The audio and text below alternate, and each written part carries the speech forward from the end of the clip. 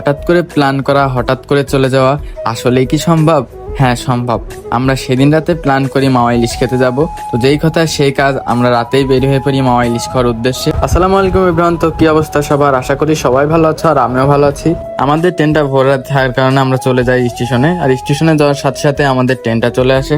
রাতের বেলা হওয়ার কারণে সেরকম কোনো সুন্দর ক্লিপ নিতে পারি নাই, তারপরে সিট ছিল না জানলার পাশে, তারপরেও চেষ্টা করেছি সুন্দর সুন্দর কিছু ক্লিপ নেওয়ার। পদ্মা সেতুর আগে আমাদের ট্রেনটা কিছুক্ষণের জন্য ব্রেক দিছিল, কিছুক্ষণ পরে আমরা পদ্মা সেতুতে উঠে পড়ি।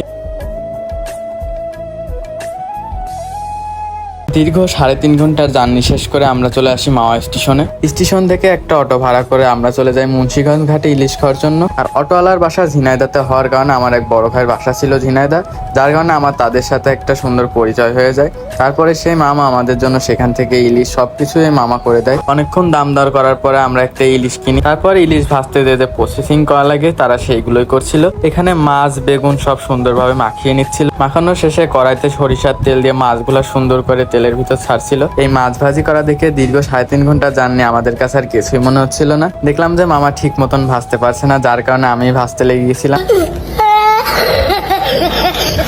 ইলিশ মাছের লেজ ভর্তা করার জন্য যে প্রসেসিং গুলা করা লাগে এই মামা সেইগুলাই করছিল। মাছের উপরে দেওয়ার জন্য পেঁয়াজ আর মরিচ গুলা ভাজি করা হচ্ছিল। আর এটা হচ্ছে কি ওই হোটেলের বসার জায়গা ছিল। আর আমাদের অনেক ক্ষুধা লেগে গেছিল, যার জন্য আমরা সাথে সাথে হাত মুখ ধুয়ে সবাই যার যার মতন খেতে বসে যাই। আর আমি ভর্তাটা একে একে সবাইকে দিয়ে আমি নিজেও ভর্তাটা নিয়ে নিলাম। আর এই ভর্তা দিয়ে ভাত খাওয়ার জন্য হলেও আমরা আরেকবার মাওয়ায় যাব কিছুদিন পরে। আর আমার আসলে খুব ক্ষুধা লেগে গেছিল, যার কারণে আমি বসে একদম উত্তম মাধ্যম দিতে লাগছিলাম।